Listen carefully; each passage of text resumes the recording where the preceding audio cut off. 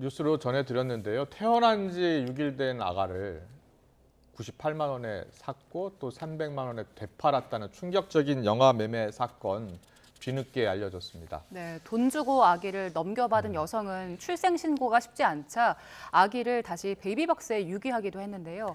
경찰은 3명입니다. 여기에 3명이 포함되어 있는데 3명을 아동복지법상 아동 매매 혐의로 재판에 넘겼습니다. 관련 내용을 이은희 변호사와 짚어보겠습니다. 어서 오세요. 안녕하세요. 안녕하세요. 충격적인 사건인데요. 이게 언제 일어난 사건인지 그리고 어떻게 된 일인지 간단히 정리를부터 해주세요. 일단 사건 자체는 2019년에 발생하였습니다. 4년 전에 그렇죠. 일어난 4년 전에 이 이제 지금 피의자들이 특히 A 씨라고 이야기를 할게요. 20대 여성 뭐 이렇게 얘기 나오는 그 A 씨가 이제 인터넷 안에서 이 아이를 입양시키고 싶어하는 미혼모의 사연을 발견하게 됩니다. 그리고 나서 거기 접근해요. 뭐라고 얘기하냐면 나는 남편이 무정자증이라 아이를 낳을 수 없는데 아이를 입양하고 싶다. 그래서 내가 병원비를 내주겠다. 이런 식으로 접근을 하는 거죠. 거짓말로 접근한 네. 거죠. 그리고 이제 이 이야기가 협의가 되고 나니까 이제 병원에 가서 병원비를 내주고 그게 약 98만 원 정도였는데 아이를 넘겨봤습니다. 그리고 아이를 넘겨받고 나서 한 1시간 반 정도 지난 이제 그 시점에서 다른 사람에게 이걸 또 넘겨요. 그래서 이 다른 사람은 이제 50대 여성 B 씨인데요. 이 사람도 온라인상에서 이제 입양을 하고 싶다, 비밀 입양을 하고 싶다 같은 이제 이야기를 올린 사람이었던 거예요. 그래서 동시에 이제 이렇게 접근을 해서 그 사람들하고 얘기를 하고 그리고 이제 같은 날 아이를 넘겨받고 주는 행위를 하게 되는 것이죠. 말씀하신 대로 이게 2019년 4년 전에 벌어진 네. 일인데 어떻게 지금 드러나게 된 거죠? 사실 많은 국민분들이 기억을 하고 계실 거로 보는데요. 이번 6월 달에 이제 보면은 왜 출생이 되었으나 출생 신고가 예. 되지 않은 아동들이 이제 2,123명에 예. 이른다라는 것 때문에 이제 전수조사에 나섰었고요. 네네. 그 과정에서 이제 아동이 사망하거나 이제 유기된 이런 일들이 발견되면서 이제 각 지자체가 굉장히 이제 적극적으로 이 확인에 나섰단 말이죠. 네. 그 과정에서 이제 인천의 모 지자체가 확인을 해보니 이 아이가 없어진 거예요. 그랬군요. 그래서 이제 이걸 경찰에 수사 의뢰하면서 밝혀지게 된 것입니다. 네. 자, 먼저 이 안타까운 이 아기, 우리 아기는 어떻게 됐습니까? 사실 이 사건은 굉장히 전형적인 이 온라인에서 아동 매매가 일어나고 있는 상황의 폐해를 보여주는 예. 사례인데요.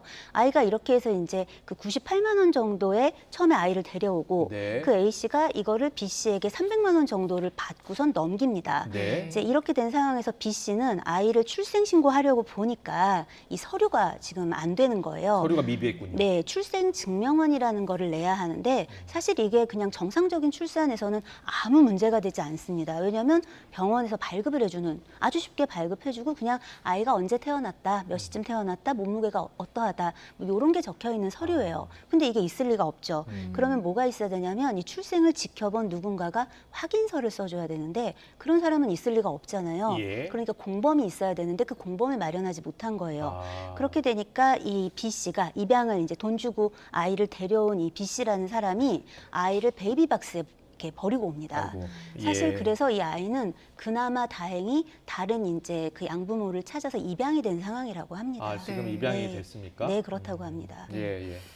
아이를 98만 원에 사서 네. 300만 원에 되팔기까지 네. 2시간 정도밖에 안 걸렸다고 하던데 이게 어떻게 가능합니까? 사실 근데 저는 그 두 네. 시간이 놀랍습니까? 라고 오히려 반문 드리고 싶은데요. 예. 애초에 이 온라인상에서 얘기를 다 하고 넘겨받아서 넘겨주는 상황인 거잖아요. 네네.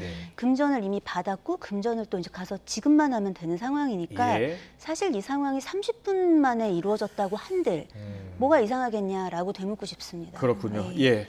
그런데요, 이 사건, 이런 비슷한 사건이 과거에도 있었고 최근에도 있었고요. 대구에서도 영아 4명을 매수했던 사건이 있었습니다.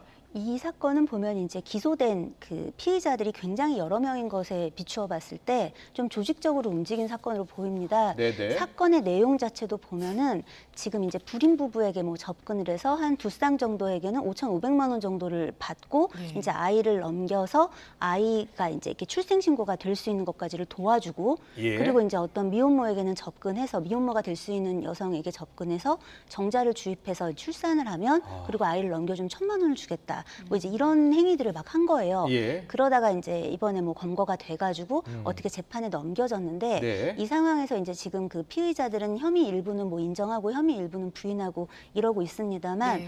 여기에 이제 연루되어 가담되어 있는 사람들이 되게 여러 명이라는 것과 여기에 이제 그 주고받은 금액의 정도 그리고 이제 이미 우리가 확인된 이 사건에서 확인되고 있는 아동 매매된 아동이 벌써 4명에 이른다는 걸 생각해 보면 사실은 되게 조직화되고 비즈니스화 되어 있는 예. 상황인 어떤 그런 양태를 볼 수 있는 것이죠. 네. 그렇군요. 예. 그 조직적으로 가능하게 한 배경에는 이제 온라인 네. 커뮤니티라는 게 있던 것 같아요. 네, 제가 아까 좀 전에 30분, 뭐 2시간 예. 이상합니까? 이렇게 말씀드렸잖아요. 이게 온라인이 있기 때문에 이제 이렇게 반문 드릴 수가 있는 겁니다. 예. 사실 인터넷 얼마나 편리합니까? 예. 사실 우리 일상에 이제는 뭐 뗄래야 없어진다는 건 상상할 수도 없는 존재이기는 한데 인터넷이라는 어떤 그 기술이 우리 사회에 이제 우리의 일상에 들어온 지는 얼마 되지 않아요. 예. 그러다 보니까 이걸 운용하고 뭔가 관리하는 거에는 아직까지 법적인 허술함이 되게 많고요. 네. 이 안에 익명성이 이제 너무 많이 보장이 됩니다. 그런데 이 익명성을 이제 악용하는 어떤 전형적인 사례인 거죠. 그렇죠. 예를 예. 들어볼게요. 아이를 만약에 인터넷이 없는 상황에서 아이를 만약에 이제 이렇게 매매하려고 하면 일단은 아이 이런 이제 그 부모가 아이를 비밀 입양을 친부모가 이제 보내고 네, 싶어 네. 하는 이런 어떤 곳과 뭔가 연계를 해야 돼요. 어떤 식으로든. 그러면 벌써 이제 연루자들이 많아지고 예. 혹은 아이를 납치해야 돼요. 그리고 이제 아이를 입양하고 싶어하는 사람을 컨택하기도 쉽지가 않아요. 그렇네요. 그러니까 예. 이제 이렇게 번거롭고 어렵고 위험을 감수했던 게 온라인이 이제 그 등장하면서 이 안에서 익명성 속에서 아주 쉽고 아주 편하게 할 수가 있게 되는 것이죠. 그렇군요. 예. 그런데 합법적으로 정상적으로 입양을 할 수 있는 방법도 있는데 왜 이렇게 불법적으로 하는 거죠? 이게 그 지점이 이제 아까 왜 요번에 그 지금 요렇게 아이를 지금 네. 98만 원에 그 사서 한마디로 300만 원에 팔게 된 예, 요 사건이 보여주는 게 되게 전형적인 사례인 게 입양특례법상에서는 입양을 할 수 있는 부모의 요건이 있습니다. 아. 그러니까 예를 들면 아이를 제대로 그 기르고 예. 관리하고 보호하고 충분한 환경을 교육할 수 갖추고 있느냐. 있는지. 그렇죠. 예. 그리고 여기에 뭐 가정폭력이라든가 성폭력이라든가 이제 이런 아이의 어떤 인권에 혹시라도 해가 될 수 있는 여지가 있는 어떤 요소가 없어야 한다라는 여러 가지 이제 요건을 정해놓고 있습니다. 네. 자, 비밀 입양을 하고 싶어 하는 쪽에서는 그러니까 이 입양을 보내고 싶어 하는 쪽의 입장과 입양을 하고 싶어 하는 입장이 좀 다를 수 있는데요. 특히나 입양을 하고 싶어 하는 쪽에서 이걸 비밀 입양하고 싶어 하는 거 네. 혹은 불법 입양하고 싶어 하는 건 실은 그 요건에 맞지 않기 때문이거든요. 그렇군요. 그러니까 예. 그 얘기인즉슨 그런 사람들이 아이를 데려가는 것 자체가 아이의 어떤 이 생명이라든가 아이의 안전에는 굉장히 그 위해가 그렇죠. 되는 상황이라는 걸 알 수 예. 있습니다. 자, 이제 법적인 부분 좀 들어가 보겠습니다. 아, 사람을 돈을 주고 사고 판다. 네. 특히 아동을 매매한다. 네. 이거 다 불법이잖아요. 이거 뭐 불법인 예. 정도가 아니죠. 사실 우리 법이 너무 이렇게 좀 관용적으로 관대하게 이런 부분들을 처리하고 있는데 아동 입장에서 생각해 보면 이 아이는 그 스스로 저항할 수 있는 능력이 전혀 없잖아요. 네. 나를 막 아무데나 보내네. 날 위험에 빠지게 했네. 이러지 말아주세요. 살려주세요. 요도할 수가 없는 어떤 그렇죠. 존재인 거예요. 예. 그러면 이걸 누가 해야 되냐면 친부모가 해야 되는데 지금 이제 아이를 낳은 일단 우선 친모가 이 내가 아이를 낳은 것도 남들이 아는 게 저기하고 좀 내가 아이를 키우는 건 뭐 상상이 되지 않는 어떤 그런 입장에 있는 거예요. 예. 그러면 이쪽에서는 이제 어떤 이 아이가 이렇게 인신매매 되는 것에 일조하게 되는 오히려 굉장히 역작용이 일어나죠. 아. 그러니까 결국 이 아이의 어떤 아동 매매를 둘러싸고 이제 그 입양을 보내는 쪽, 입양을 하고자 하는 쪽, 그다음에 이제 브로커까지 각자의 이익을 취하고 있는데 정작 이 상황에서 큰 위험에 노출된 아동의 어떤 위험은 저항받지도 않고 혹은 누군가 제지하지도 않는 그런 상황인 겁니다. 네. 그런데 지금 법이 이제 이런 것들을 다룸에 있어서 법조에 의율되어 있는 것도 너무 낮아요. 예를 들면 아동매매 같은 경우는 이제 10년 이하의 유기징역에 처하도록 되어 있어요. 10년 이하의 유기징역이요? 하지만 대법원 양형 기준에서는 1년에서 3년 정도를 권고하고 있습니다. 네. 그리고 또 이 아동의 이제 그런 이거를 유기하는 거, 왜 돈을 받지는 않고 예. 보내는 거, 그걸 이제 유기하고 방임하고 이렇게 한다라고 이제 보고 있는데, 이거는 3년 이하의 징역 3천만 원 이하의 벌금으로 의율하고 있지만 대법원 양형 기준은 6개월에서 1년 6개월 징역을 권고하고 있습니다. 그렇군요. 그러니까 대부분 집행유예로 나오게 되는 거예요. 예. 이건 엄연한 현실입니다. 이 형량이 좀 그 죄에 비해서 가볍다라는 생각이 드는데 다른 네. 나라들과 비교해서는 어떻습니까? 다른 나라들은 뭐 일단 기본적으로 우리 왜 계속 늘 문제가 되는 게 아동 뭐 이제 포르노라든가 예. 아동 성폭력에 있어서 늘 우리 이야기가 되잖아요. 왜 저기 미국에서는 300년 나올 게 한국에서는 30년도 안 나오고 10년도 안 나온다라고 네. 이렇게 뭐 대동소이하다라고 보입니다. 예. 그런데 이번에 적발된 20대 여성이요. 이미 네. 전과가 있었는데도 집행유예 맞습니다. 기간에 똑같은 범행을 저질렀다면서요? 사실은 집행유예 기간에 저질렀다라고 볼 수 있는 게 아니라 그 범죄를 그 즈음에 막 저지르고 있었던 거예요. 아. 왜냐하면 이게 집행유예 기간이라고 하려면 이 재판을 받고 집행유예를 선고받은 후여야 하는데 그렇군요. 지금 이거는 작년 10월에 이제 선고를 받은 거잖아요. 예, 예. 그러니까 2019년에 막 이 범죄를 하고 있었고, 실은 더 끔찍한 건 지금 범죄 이력이 확인된 게 한 건 있고 네. 지금 이 사건이 한 건 있어요. 그런데 이게 전부일까요? 음. 이 부분에 대해서는 알 길이 없는 거예요. 네. 지금 이런 상황이기 때문에 우리가 좀 우리 법원이, 우리 수사기관이, 우리 사회가 주목해서 봐야 되는 건 아이들에 대한 이런 이제 인신매매, 아동매매가 굉장히 조직화되고 되게 비즈니스화돼서 횡행하고 있고, 이거를 한 번 하는 게 아니라 돈이 필요하다고 한 번 하는 게 아니에요. 예, 예. 이 생모는 아이를 낳은 상황이니까 이걸 한 번 했을 수도 있죠. 이런 분들은. 네. 하지만 이걸 브릿지하고 있는 소위 브로커들은 사실은 이것을 업으로 삼고 있을 확률이 되게 높거든요. 아, 예. 이런 부분들을 감안해서 좀 여죄를 굉장히 좀 시간을 갖고 충분히 털어야 되는 네. 어떤 그런 상황이라고 보입니다. 그렇군요. 네, 이런 영아매매 유기 막기 위해서 6월이었나요? 그때 네. 국회에서 출산 통보제가 네. 통과가 됐잖아요. 네. 지금 어떻게 진행되고 있습니까? 지금 이제 출산 통보제가 통과가 됐기 때문에 네. 이제 일정 기간 거쳐서 앞으로는 이제 병원에서 출산한 아이는 병원이 국가에 이제 이야기를 하면은 출생 신고가 되게 이제 그렇군요. 이렇게 바뀔 이게 지금 겁니다. 출산 통보제가 시행되기 전에 일어난 사건들이잖아요. 네, 그렇습니다. 예. 그런데 문제는요. 음.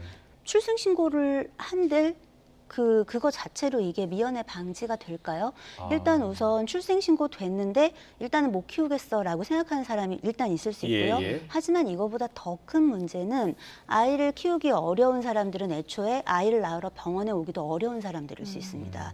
혹은 내가 아이를 낳은 것이 알려지기 싫은 사람은 병원에 오는 것 자체를 꺼려할 수 있죠. 그래서 보건복지부가 내놓은 통계에 따르면 미혼모가 1년에 이제 연간 출생하는 어떤 이 아동의 숫자를 쭉 지금 이제 2000년대에서 이렇게 평균적으로 보면 2,000명 이상의 아동들이 예. 이제 미혼모에 의해서 출산이 되고 있는데 네. 실은 이거는 병원을 기준으로 한 숫자란 말이에요. 아.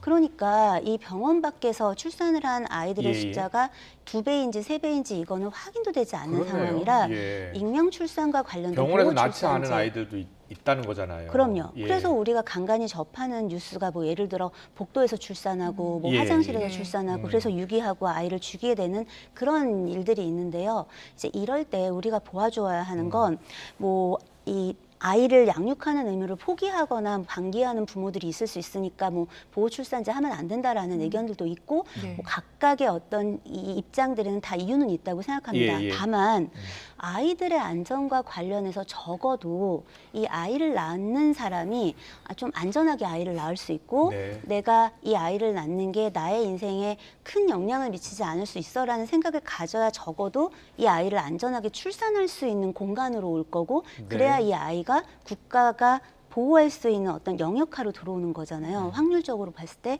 그걸 최대화하기 위해서 우리가 그저 출산 통보제로 바꾸는 것만으로는 현재 충분하지 않다라는 그렇군요. 거를 좀 들여다보아야 합니다. 네, 알겠습니다. 마지막으로요. 지금 인터넷 공간이 좀 문제잖아요. 네. 좀 이게 실효성이 있는 대책으로 어떤 대책이 마련돼야지 이 같은 사건이 안 일어나겠습니까? 지금 이제 이런 어떤 그 아동 매매와 관련된 건 사실 조금만 그 키워드를 쳐보고 뭔가 이렇게 들어가 보면 누구나 접근하기가 되게 쉽거든요. 그런데 이 부분과 관련해서 우선 사법부에서는 이 양형을 현저히 올려야 됩니다. 양형 높여야 되고. 네, 그리고 이것과 함께 이런 이제 그 인터넷 안에서 어떤 것들을 실명화해야 되고 이 인터넷 포털이나 이런 걸 운영하는 주체에게 이런 어떤 불법적인 것들이 감지될 때 이걸 관리 감독 삭제하는 그런 조치라는 의무를 부여하는 법률들도 네. 함께 만들고 관리해야 합니다. 그 얘기를 꼭 드리고 싶습니다. 네, 알겠습니다. 아직도 갈 길이 멉니다. 여러 대책, 후속 대책, 보완 대책 마련해야 될 것 같습니다. 이인희 변호사와 함께 얘기 나눠봤습니다. 잘 들었습니다. 고맙습니다. 감사합니다.